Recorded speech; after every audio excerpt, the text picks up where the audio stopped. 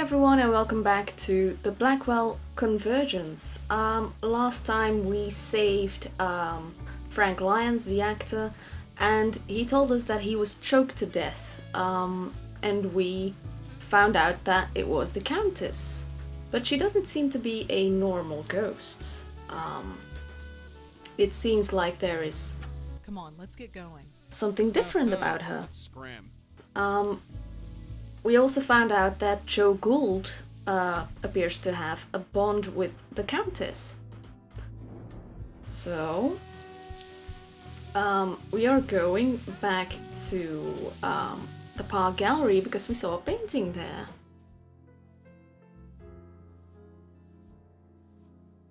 There, it's her. I knew it. Now look at that and tell me this isn't a coincidence. Stupid old hag. We'll find you. Just see if we don't. Definitely looks like the woman from the other night, but she looks sad. Yeah, she does look sad. It's just a lighthouse. I wonder which one. There's a lot of lighthouses in New York. To be honest, I don't know about that. I just assume there are a lot of lighthouses in New York. So let's talk to Josie. Maybe she... Hi, Josie? Yes? Hi, knows? Josie. Can I talk to you for a bit more? I'm kinda swamped, but okay. You didn't seem busy. Tell me about Claude. Oh, I found him on the street. Literally. He made his living painting street scenes and selling them to tourists. But he's too much of a genius for that. Don't you think so? Oh, yes, definitely. See? I knew he was the right choice for this gallery. How much do these paintings cost? Oh, I can't reveal the prices until the public exhibit. But if you're interested in any of them, let me know. I'll discount it for you. Oh, no thanks. I'm not really in the market for any art right now. Translation, she can't afford it. All right. But if you change your mind, let me know. I'd like to know more about that painting there. Oh, the Dark Lady. It's different than his other paintings. I'm worried the investors won't like it, but Claude insists. What do you want to know? You mentioned something about investors. Oh, yes, the Meltzer Foundation. They paid for everything. The renovation, the lights, everything. I've got to pay them back eventually, of course, but still. The Meltzer Foundation. Huh. We'll have to have a look who they are. Where can I find Claude? Knowing him, he's probably preparing for tonight. Preparing? You know, glug glug. He's hitting the sauce. Ah. Thanks, Josie. I'd better get going. Sure, Rosangela. I'll see you at the opening tonight. Huh. Alright, there's a couple of ideas that I have. First, maybe look up the Meltzer Foundation. And Glug Glug, maybe he's at the Minetta Tavern. So maybe we can find him there. But let's look up the Meltzer Foundation first.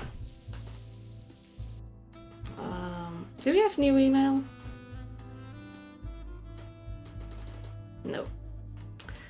Alright, Meltzer Foundation.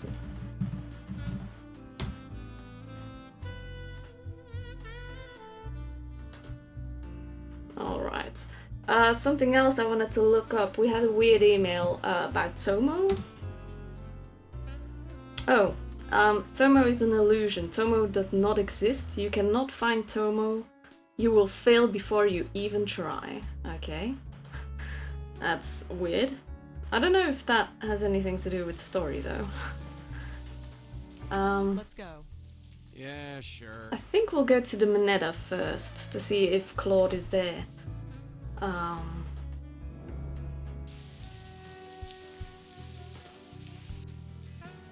See, he's there. Claude? Rosangela Blackwell, the writer. Come on over. Have a drink. You remember me? Who could forget someone who could down 3 glasses of claret in half an hour? Well, Bit early to be it sounds drinking. Says the impressive. woman who had to be carried home the other night by an old Indian lady. My opening is tonight, and I intend to be well and truly plastered. It's the only way I'll be able to bear it. I'd like to talk to you about your work. I'd love to, but I'm not drunk enough. I really like that painting of yours, the Dark Lady. My paintings aren't meant to be liked. They are meant to be understood. But nobody does. I feel like Joe Gould sometimes. You know about Joe Gould. Sure I do. He was one of the city's last geniuses. Or maybe he was just nuts. I don't know. Maybe I'm just nuts too. Either way, he's famous now, thanks to Joseph Mitchell. Did he just say Joseph Mitchell? Yeah. Could you tell me more about Joseph Mitchell? Another of the city's great geniuses. Gone. He could talk to you for 5 minutes and then write a biography that made you seem like the most fascinating person alive. They wouldn't be alive for long. But then he stopped writing. Nobody knows why, at least not for sure. He published a book about Joe Gould, and then poof, no more writing. He went to his office at the New Yorker every day for 30 years, but never wrote a single word. So, Joe Gould was one of the victims of the Countess. Ah, that's interesting. Can you tell me anything about the Meltzer Foundation? Those are the guys who are funding Josie's gallery? Yeah. You'd have to talk to Josie about them. I just throw colors at a canvas. Bye, Claude. Yeah.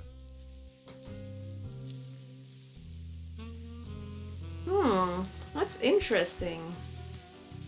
So Joe Gould died because of the Countess. You have so much stuff to do. Let's see if Nishanti's home. Nishanti isn't home. No. Well.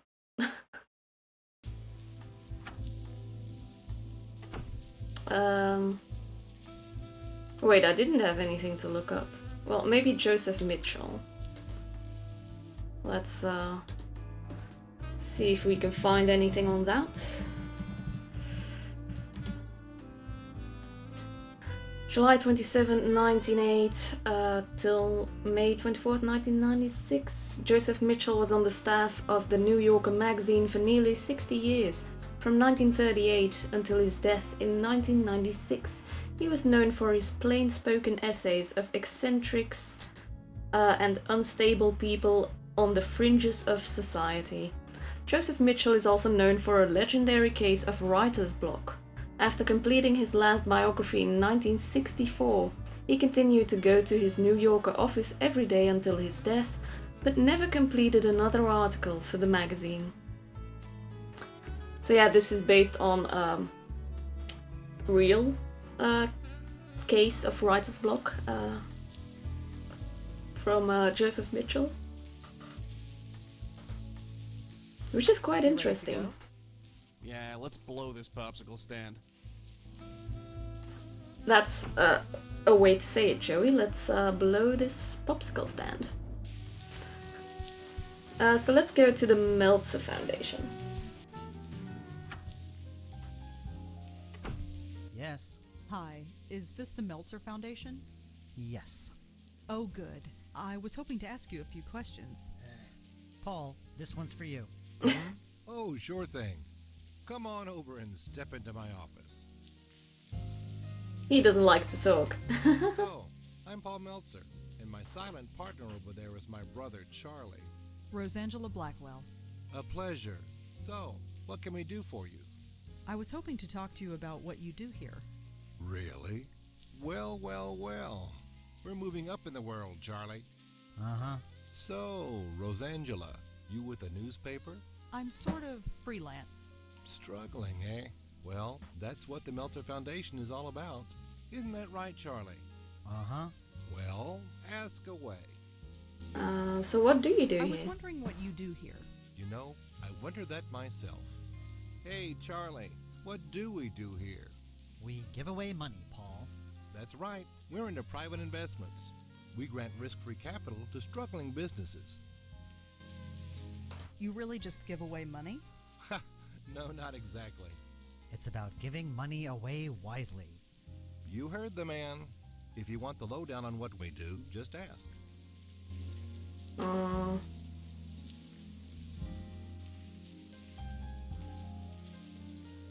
Josie Park told me that you invested in her gallery. You know Josie. How's she doing? She's fine, I guess. We're both rooting for her, right, Charlie? Sure. Sure. Are you familiar with Monique Stallman or CubeStar Films? Why do you ask? No reason. Hmm. Do you know anything about Frank Lyons, the actor? Of course. Can you believe it? A heart attack at his age. He looked healthy. Of course, who knows what kind of drugs those actors take? Okay, yeah, sure. Tell me more about the foundation. Let's say you have a brilliant idea for a business, but you've made some mistakes in the past. You've got bad credit or were in debt for a long time. No reputable bank in the country would give you a loan. Or if they did, they'd charge you a fortune in interest. But not us. We believe in a second chance. We'll loan you the money to kickstart your business in return for a share of the profits. If your business takes off, wonderful, we both win. If not, we're the one who pays for it. Hmm. Have you ever heard of a reporter named Joseph Mitchell? That name sounds familiar. He was a reporter for the New Yorker magazine. Hey, that's it. Charlie used to work there. Oh. Hey, Charlie, did you know Joseph Mitchell? Everyone knew him, Paul. He was a living legend. A living legend. How about that? So, clearly Paul isn't the brains of the operation, but Charlie is.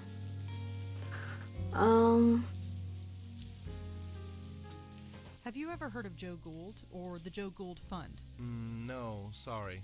Okay. Well, thanks for talking to me. I might be back later. Sure thing. Here, take my card. If you have any questions, just email. Oh, so you're on B-mail too.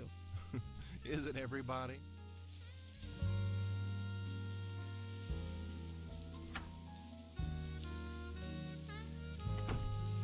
God, did you see that chick walk? She waddles like a duck. Paul. Our reporter friend. She's kinda your type. What do you mean? Yeesh, Charlie, come up for air. She walked right past your desk. I didn't see any duck. Never mind. Stay put, kid. I'm gonna snoop around. He's reading a book called Best Accountant Practices, 4th edition. Sounds thrilling. Hey, when are we going to get a real company email address? What's wrong with the one we've got? Oh, come on. B-mail? Who is going to take us seriously when we only got a B-mail account? It does the job. At least we have a real internet connection, although I don't trust this wireless crap. So Charlie used to work in New Yorker. Hey, Charlie, is this wireless internet thing safe? Of course it's... I just read online that they can Whoops, give you cancer. that was an accident. Won't give you cancer, Paul. Then maybe you should sit next to it. Give it a rest, Paul. Paul is a bit obnoxious. Either Paul likes to play or he wants people to think he does. I Probably can't the stand last this one. B-mail account. What's the problem now? I'm getting all sorts of spam. I got 3 from this Tomo. Tomo person. Who the heck is Tomo? Just delete them, Paul. Yeah, Paul, just delete them. He seems pretty hard at work. Yeah, right. Doesn't it bother you that anybody with B-mail software can log into our email? Only if they have your password, Paul. Just don't tell anybody, and you'll be fine. Uh-huh. What the heck is that thing? That's the router. Probably one of those computer things Red's always playing with. Hey, when are we going to get a real company email? What's wrong with the... Oh, It does the... I've got no idea what It's this a thing router. is. Hey, my internet just went I knew Stupid it. wireless. It should come up again in a minute. Okay. Finally, the internet's back up. Hey, Charlie, what's that? Ah, email password awesome. again? Don't you remember anything? It's Tennis 53. Just write it down. Tennis No way. 53. Someone might find it. Hey, Charlie, is this wireless? Yeah, course it's- okay, look. Won't give... Then maybe. Give it a rest. Alright, I think that's enough. I have their password, which is amazing. So I'm just going to go to the house, and I'm going to save and end the episode. So Tennis 53. and let's save it. So yeah, we learned some very useful stuff there. Who knew that eavesdropping as a ghost could be so useful.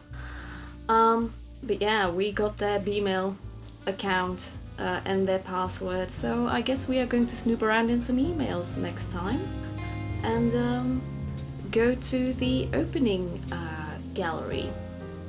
But that's for the next episode. I hope you enjoyed this episode, and I hope to see you for the next one. Bye!